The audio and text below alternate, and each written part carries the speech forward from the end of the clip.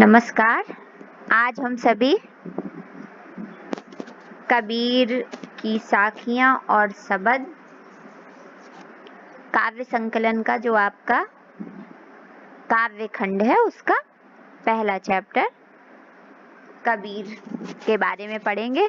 तो कबीर जी जो थे वो आप सबको पता है कि बहुत बड़े समाज सुधारक थे और इनके जन्म और मृत्यु के बारे में अनेक जन धारणाएं प्रचलित हैं।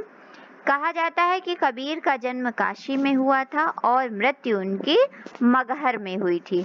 मगहर में क्यों हुई थी? क्योंकि कबीरदास जी समाज सुधारक थे और वो अपनी रचनाओं के द्वारा समाज में फैले हुए अंधविश्वासों को दूर करना चाहते थे। अपनी मृत्यु के समय मगहर चले गए थे, क्योंकि कहा जाता है कि मगहर में मरने से क्या होता है, मनुष्य नरक में जाता है, इसीलिए। और जब कबीरदास जी की मृत्यु हुई तो जब उनके ऊपर से वस्त्र हटाया गया तो देखा गया वहां पर फूलों की बहुत बड़ी ढेरी लगी हुई है, ढेर लगा हुआ है, और उसको आधा हिंदुओं और आधा मुसलमानों ने अपने अपने रीति रिवाज से अंतिम संस्कार कर दिया।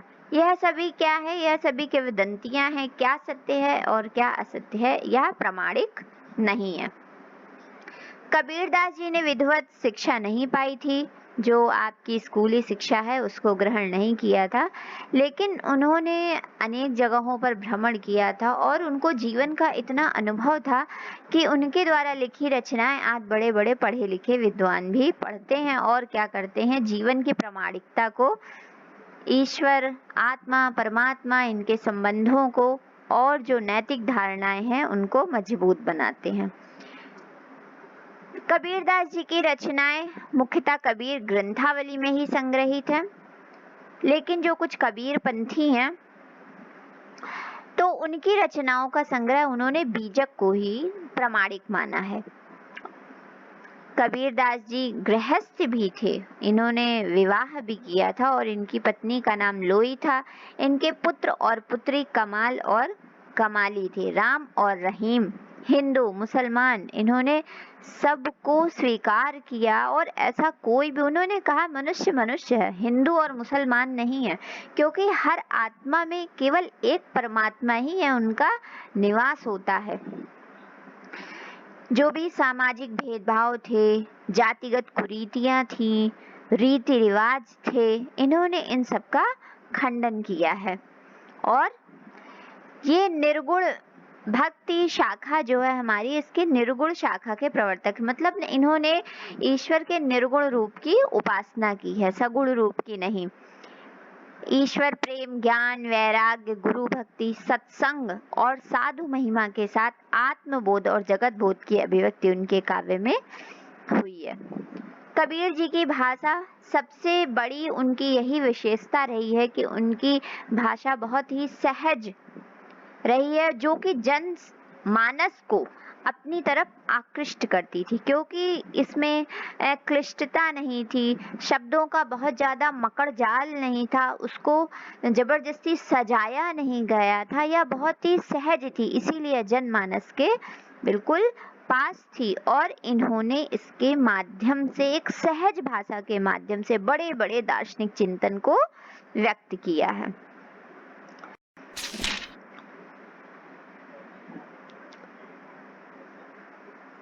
जो यहाँ पर संकलित साखियां हैं, इनमें कबीरदास जी ने प्रेम का महत्व, संत के लक्षण, संत मतलब ज्ञानी पुरुष, ज्ञान की महिमा, बाह्य आडंबरों का विरोध किया है। पहले शब्द में बाह्य आडंबरों का विरोध एवं अपने भीतर की ईश्वर की व्याप्ति का संकेत, तो दूसरे शब्द में ज्ञान की आंधी के रूपक के सहारे ज्ञान के महत्व का वर्णन किया है। और कबीरदास जी ने बहुत ही सहज भाषा में यह बताया है कि कैसे व्यक्ति अपने ज्ञान के माध्यम से अपनी दुर्बलताओं, अपनी कमजोरियों से पार पा सकता है। तो हम पढ़ेंगे कबीर की साखियां। पहले पढ़ते हैं। मान सरोवर सुभर जल, हंसा केली कराही, मुक्ता फल मुक्ता चुगै, अब उड़ी अनत न जाही। मान सरोवर, इसमें मान सरोवर के दो अर्थ हैं, एक मानसरोवर पवित्र तीर्थ स्थान और दूसरा मानसरोवर मन रूपी सरोवर। पहले हम जो पवित्र तीर्थ स्थान है उसके हिसाब से देखते हैं कबीरदास जी क्या कह रहे हैं। ये प्रतीकों के माध्यम से इन्होंने कहा, मान सरोवर सुभर जल हंसा केलि कराहे, कि मान सरोवर में भरे हुए, सुभर मतलब पूरी तरीके से पूर्णतया भरे हुए जल में हंसा केलि कराहे, जो हंस हैं वो क्या कर रहे हैं, क्रीड़ा कर रहे हैं। हंस जो हैं वो क्रीड़ा कर रहे हैं। मुक्ता फल मुक्ता चुगे अब उड़ी अनत न जाए, और वहां पर वो मोती चुन रहे हैं। जो हंस हैं वो क्या कर रहे हैं, मोती चुग रहे हैं। अब उड़ी अनत न जाए, और अब वो दूसरे स्थान पर नहीं जाना चाहते हैं। तो इसमें कबीरदास जी ने कहा है आत्मा यानी कि जीवात्मा और परमात्मा के संबंध में कि यह जो हमारी आत्मा है, जो जीवात्मा है, इस संसार में आकर मन रूपी सरोवर के मकड़ जाल में फंसकर क्रीड़ा करती रहती है।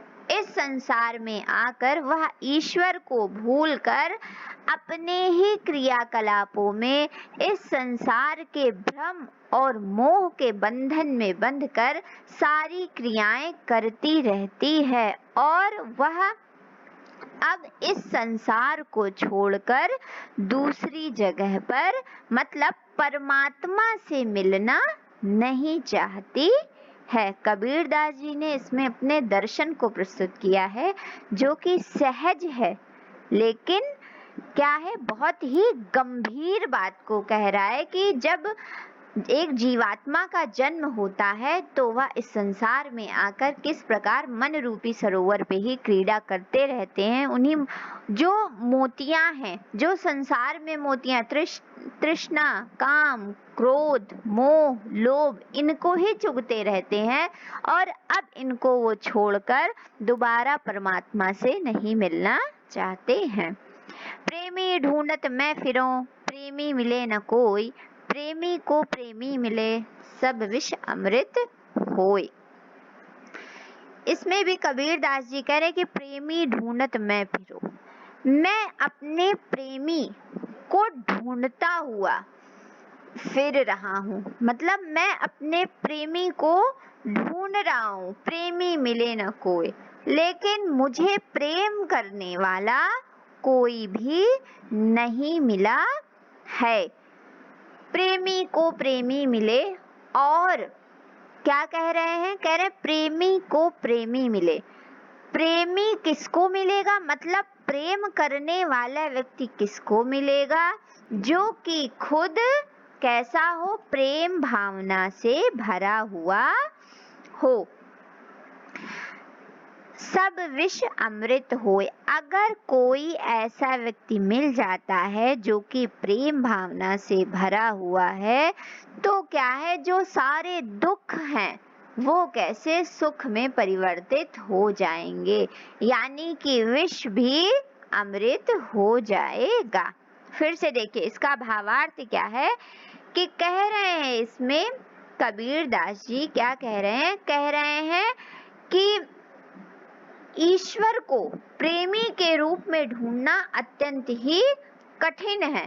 कह रहे हैं कि ईश्वर को इस भाव में कि वो हमें प्रेम करे, प्रेमी रूप में प्राप्त करना अत्यंत ही कठिन है। हम सारी जगहों पर गए, सब जगह ढूंढा, लेकिन ईश्वर हमें प्रेमी रूप में नहीं मिले, कह रहे हैं। और जब ईश्वर हमें प्रेमी मतलब हमें प्रेम करेंगे, हमारा क्या करेंगे, प्रेम वात्सल्य, जो प्रेम है, प्रेम की भावना में प्रेमी रूप में हमें ईश्वर प्राप्त हो जाएंगे, तो क्या होगा, हमारा जो कष्ट है, जो हमारा विष है, वो सब क्या हो जाएगा, अमृत में बदल जाएगा। मतलब हमारे कष्ट सारे दूर हो जाएंगे।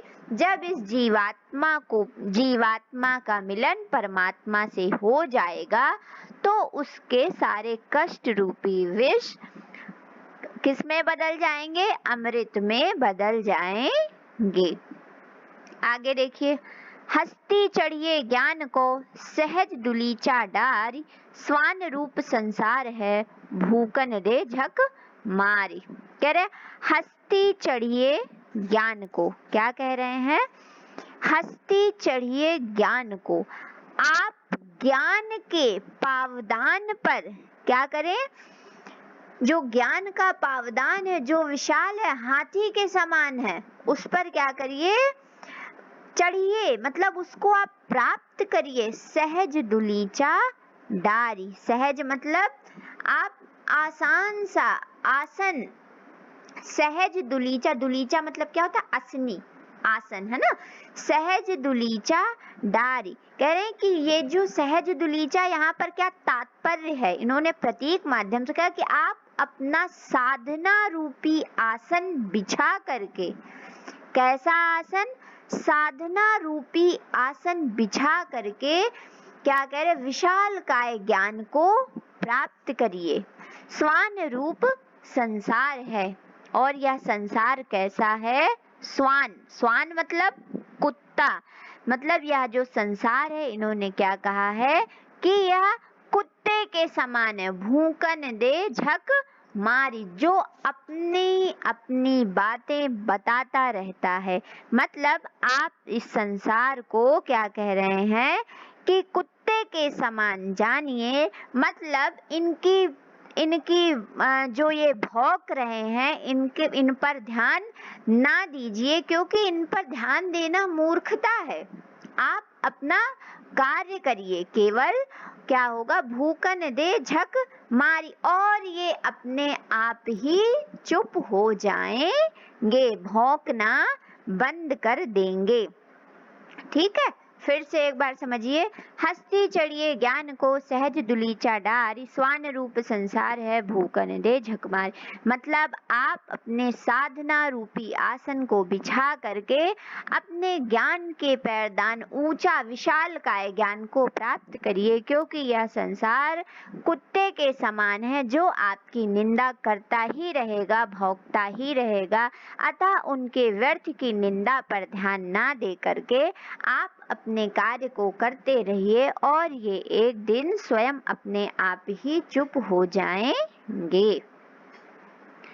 पाखा पखी के कारण, माफ करिए, पखा पखी के कारण सब जग रहा भुलान, निरपक होई के हरि भजे सोई संत सुजान।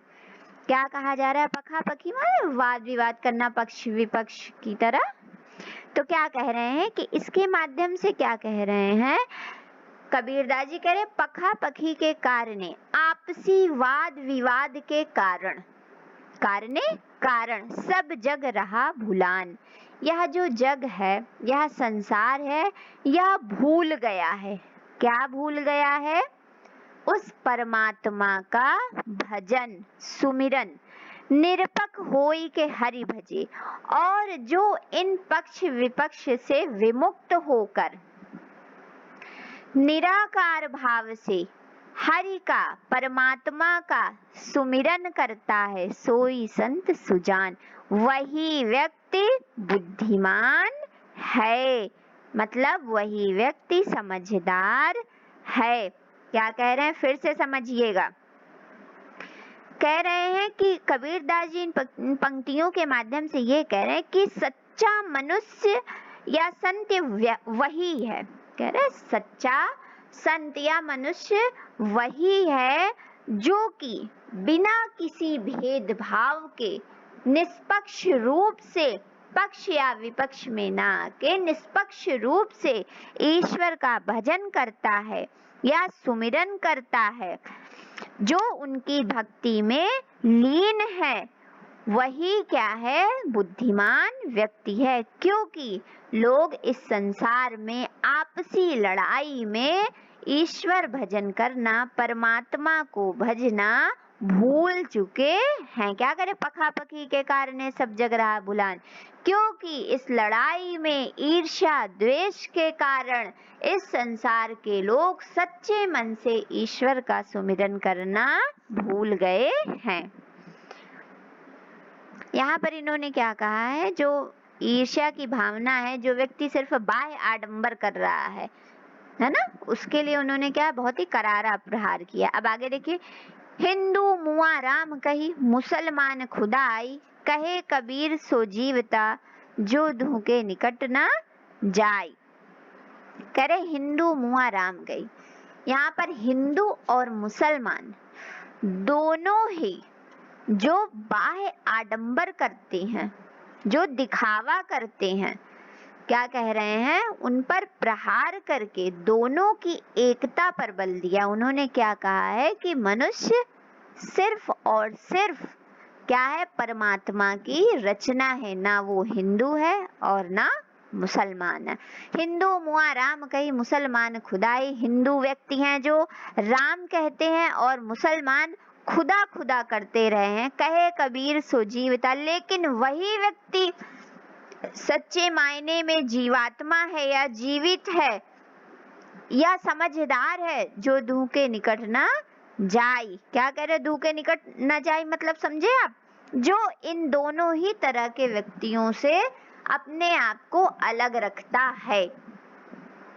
मतलब धार्मिक कट्टरता का किसी भी तरीके का उनमें भाव नहीं रहता है, क्योंकि मानव का सबसे बड़ा धर्म कौन सा है, मानवता। अगर आपके अंदर मानवता नहीं है, आप हिंदू मुसलमान इन सब बातों को छोड़ ही दीजिए, क्योंकि मानवता ही एक मानव का सबसे बड़ा धर्म है। तो कबीर दास जी क्या कह रहे हैं कि जो भी व्यक्ति क्या कह रहे हैं कि जो हिंदू व्यक्ति हैं वो राम राम कहते हैं, और जो मुसलमान हैं वो खुदा का नाम लेते हैं, लेकिन आपस में परस्पर वैमनस्य की भावना रखते हैं, विरोधी भावना रखते हैं।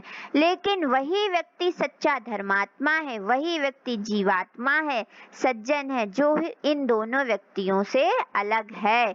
मतलब वह मानवता की भावना को रखता है, वही व्यक्ति वास्तव में जीवित है, जो कि इन दोनों ही तरह के व्यक्तियों से खुद को अलग रखता है। आगे देखिए, काबा फिर काशी भये, राम ही भया रहीम, मोट चून मैदा भया, बैठ कबीरा जीम। काबा क्या है जानते हैं आप सब लोग? काबा क्या है? मुसलमानों का बहुत बड़ा धार्मिक स्थल है। काबा फिर काशी भया, काशी क्या है? काशी हिंदुओं का सबसे बड़ा धार्मिक स्थल है ना। कह रहे हैं चाहे तुम काबा घूमो या काशी घूमो। कबीर दास जी क्या कह रहे हैं, चाहे तुम काबा घूमो या काशी घूमो, राम ही भया रहीम, और तुम राम या रहीम किसी की भी क्या उपासना करो, किसी की भी पूजा करो। मोट चून मैदा भई, कह रहे हैं जो मोटा आटा है, क्या कह रहे हैं कि मोटे आटे को पीस करके हम क्या करें, जैसे मैदा नहीं बना लेते हैं, तो मोट चून मैदा वे मोटा आटा पीस कर मैदा हो गया, बैठ कबीरा जीम। और कबीरा क्या कह रहे हैं कि उन्होंने बैठकर आराम से उसको जीमा ग्रहण किया। समझिए इसका भावार्थ क्या कह रहे हैं। कह रहे हैं तुम राम का नाम जपो या रहीम का नाम जपो, काबा घूमो या काशी घूमो, लेकिन जो इन दोनों का आधार है, जो मूल आधार है, वह सिर्फ और सिर्फ परमात्मा है। वही है, चाहे मोटा आटा हो या महीन मैदा, इन दोनों का आधार एक ही है। ठीक उसी प्रकार से राम और रहीम, काबा और काशी, इन दोनों का मूल आधार एक परमात्मा ही है। आप चाहे जहाँ जाओ और चाहे जिसका सुमिरन करो, जिस भी रूप में आप उनका सुमिरन करो।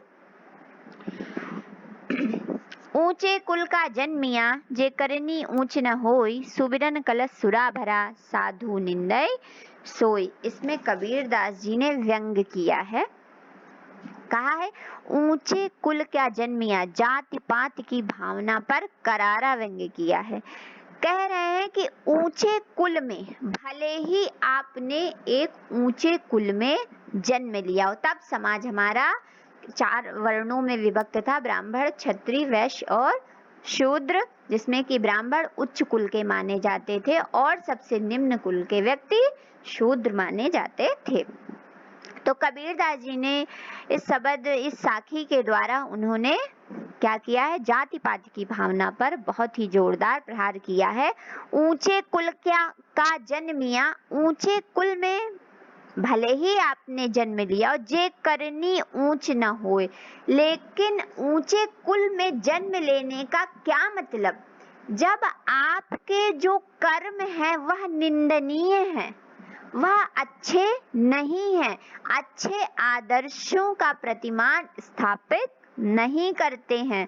सुबरन कलश सुरा भरा, यदि सोने के कलश में, क्या सुरा मतलब मदिरा भरा हुआ है, साधु निंदय सोय, तो साधु सज्जन पुरुष, साधु का मतलब सज्जन पुरुष, उसकी निंदा ही करेंगे। मतलब फिर से देखिए कि आपकी पहचान आपके ऊंचे कुल में जन्म लेने के कारण नहीं बनती, बल्कि ऊंचे अच्छे कार्य करने से बनती है। ठीक उसी प्रकार जैसे यदि सोने के कलश में मदिरा भर दी जाए तो वह हमेशा निंदनीय ही होगा, प्रशंसनीय नहीं हो सकता है। ठीक है, समझ में आया आप सब लोगों के कि नहीं समझ में आया? ये थी हमारी साखियां। अब हम पढ़ेंगे शब्द। ठीक है, कह रहे मोको कहाँ ढूंढे बंदे, मैं तो तेरे पास में, ना मैं देवल ना मैं मस्जिद, ना काबे कैलाश में, ना तो कौने क्रिया कर्म में, नहीं योग बैराग में, खोजी होए तो तुरते मिलियो, पल भर की तलाश में, कहे कबीर सुनो भई साधो, सब श्वासों की श्वास में।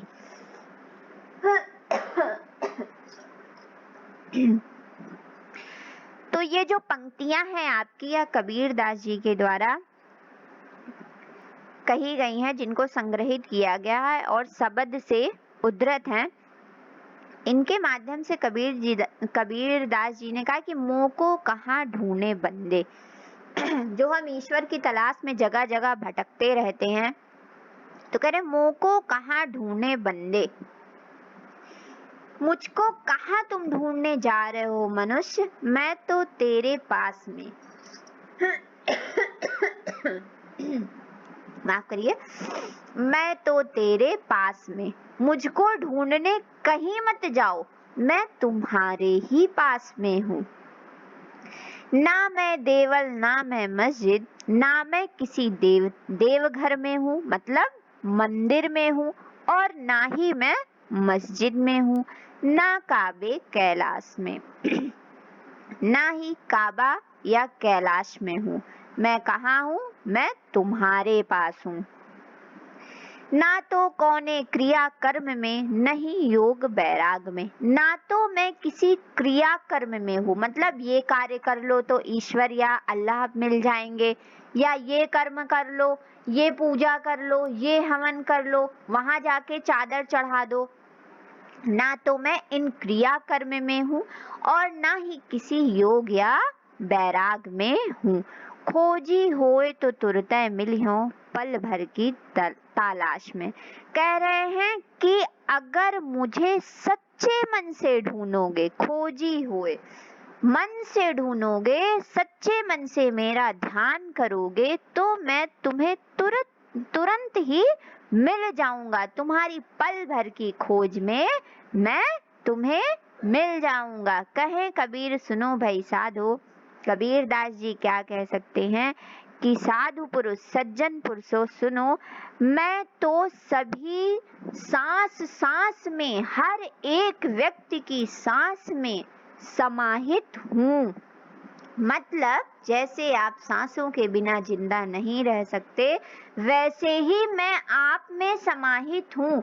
मैं आपसे अलग हूँ ही नहीं। ईश्वर क्या कह रहे, परमात्मा क्या कह रहे हैं कि मैं उस जीवात्मा से अलग हूँ ही नहीं, मैं तो जीवात्मा की सांसों में समाहित हूँ। मतलब कण कण में ईश्वर प्राप्त है। मेरी खोज में तुम इधर उधर क्यों भटक रहे हो? ना मैं मंदिर में हूँ, ना मस्जिद में, ना काबा कैलाश में हूँ, ना मैं किसी क्रिया कर्म धर्म पूजा पाखंड, और ना ही मैं किसी भी मस्जिद की चादर में हूँ, ना तो मैं योग और बैराग में हूँ। मैं तुम्हारे स्वयं के अंदर हूँ। मैं ईश्वर कण कण में विद्यमान हूँ। अगर तुम सच्चे मन से मेरा ध्यान धरोगे, क्योंकि कबीर निर्गुण उपासना की इन्होंने क्या कही है, निर्गुण उपासना को प्रधानता दी। कह रहे यदि तुम सच्चे मन से मेरा स्मरण करोगे तो मैं तुम्हें तुरंत ही मिल जाऊंगा। समझ में आया शब्द? उन्होंने क्या है, जो आत्मा और परमात्मा का भेद किया जाता है उसको क्या किया है, खंडन किया है। क्योंकि हर एक आत्मा में परमात्मा का निवास होता है। आत्मा कभी भी परमात्मा से अलग नहीं होती है। दूसरा हमारा क्या है, संतों भाई आई ज्ञान की आंधी रे, भ्रम की टाटी सबे उड़ानी, माया रह न बांधी, हित चित्त की द्वै थूनी गिरानी, मोह बलिंडा टूटा, तृष्णा छानी परी घर ऊपर कुबद का बांधा फूटा, जोग जुगति करी संतो बांधी, निरच चुए ना पानी, कूड़ कपट काया का निक्सा, हरि की गति सब जानी, आंधी पीछे जो जल बूठा, प्रेम हरि जन भीना, कहे कबीर भान के प्रकटे, उदित भयातम खीना। देखिए, जब ज्ञान प्राप्त हो जाता है, जब हमें आत्मा परमात्मा संबंधी सच्चा ज्ञान प्राप्त हो जाता है तो क्या होता है? कह रहे संतो भाई आई ज्ञान की आंधी रे।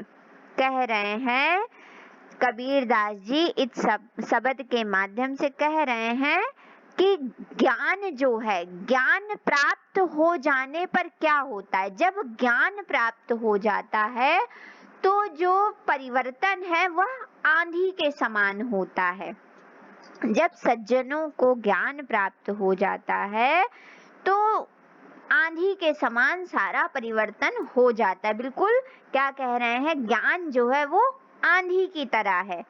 कह रहे हैं कि भ्रम की टाटी सब उड़ाने, जैसे तेज आंधी आती है तो क्या होता है, सब कुछ उड़ने लगता है ना चारों तरफ। कह रहे हैं कि जब हमें ज्ञान प्राप्त हो गया, जब हमें परमात्मा का सच्चा ज्ञान प्राप्त हो गया कि इस संसार में हम मोह माया के बंधन में बंधे हुए हैं, हमारे जो प्रियतम हैं मतलब परमात्मा हैं, उन्हीं के पास सच्चा सुख है। तो क्या कह रहे हैं, जब उनको ज्ञान ये प्राप्त हो गया तो जो उनका भ्रम रूपी जो क्या थी, टाटी थी, टाटी जानते हैं जो ऊपर घरों के ऊपर नहीं लगी रहती है, छप्पर के घरों के ऊपर। तो कह रहे हैं कि जो भ्रम रूपी छप्पर था जो वो उड़ गया। ज्ञान प्राप्त होने पर हमारा भ्रम रूपी छप्पर था जो उड़ गया, माया रहे न बांधी, माया उसको बांध नहीं पाई। जो माया थी, जिस माया मोह माया के जाल में हम बंधे हुए थे, ज्ञान प्राप्त होने पर माया उस भ्रम को बांध नहीं पाई और भ्रम रूपी छप्पर उड़ गया। हिति चित्त की द्वे थूनी गिरानी, मोह बलिंडा टूटा। क्या कह रहे हैं, जो इस हृदय में, जो इस चित्त के जो दो क्या थे, खंबे थे, दो जो सहारे थे, वो क्या हुआ, गिर गई। क्या कह रहे हैं कि गिर गई, मोह बलिंडा टूटा, और जो मोह था वो सब टूट गया। फिर से देखिए, समझिए कि जिस प्रकार तेज आंधी चलने से क्या होता है, छप्पर उड़ जाता है और मोटी लकड़ी क्या है ना, मोह बलिंडा टूटा, और जो बीच की मोटी लकड़ी होगी वो क्या, वो टूट गई, और उसके जो दो खंबे थे जिस पर बांस टिका हुआ था वो भी टूट गया। तृष्णा छानी परी घर ऊपर, कुबुद्धि का बांधा फूटा था। और क्या कह रहे हैं कि ये जो तृष्णा थी, तृष्णा मतलब हमारी इच्छाएं, छानी परी घर ऊपर, वो सब उड़ गई और हमारी कुबुद्धि, हमारी बेवकूफी का जो भांडा था वो फूट गया। जो जब कह रहे हमें ज्ञान प्राप्त हुआ, सच्चा ज्ञान प्राप्त हुआ, तो साधु पुरुष क्या कह रहे हैं कि उनका जो मोह रूपी, भ्रम रूपी जो छप्पर था वो उड़ गया, माया उसको बांध नहीं पाई। और जो उनके हृदय में, चित्त में जो भ्रम और मोह, ये जो खंबे थे वो भी सब उनको सहारा नहीं दे पाए। और जो मोह बलिंदा और जो बीज की मोटी लकड़ी थी सहारा देने के लिए छप्पर का, वो भी टूट गई। जो इच्छाएं थी, तृष्णाएं थी, वो सब चली गई और हमारी कुबुद्धि, हमारे अज्ञान का भांडा फूट गया। जोग जुगति करी संतो बांधी, निरच चुए ना पानी। कह रहे हैं जो जोड़ जुगत कर, जो तमाम बुद्धि लगा के हमने, संतों ने क्या कह रहे हैं, संतों बांधी, उनसे अब जरा भी पानी नहीं चू रहा है। मतलब जो हमारा कच्चा मकान था, कच्चा मकान मतलब अज्ञान था, वो सब हट गया।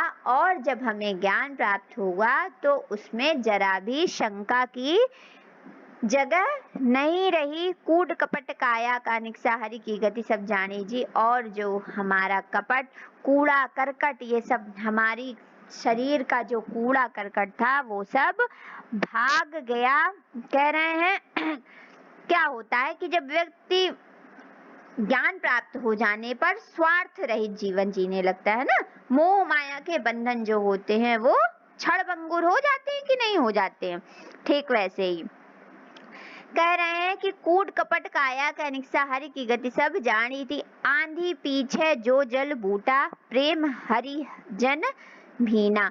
और जो आंधी के बाद जल बरसा, आंधी के बाद जो बारिश हुई, उससे क्या हुआ, सब तन मन किसमें भीग गया, हरि के प्रेम में भीग गया। और सब शरीर का जो भी कूड़ा करकट था वो हट गया, धुल गया, ईश्वर में मन रम गया। कहे कबीर भान के प्रकृति भ्यातम खीना।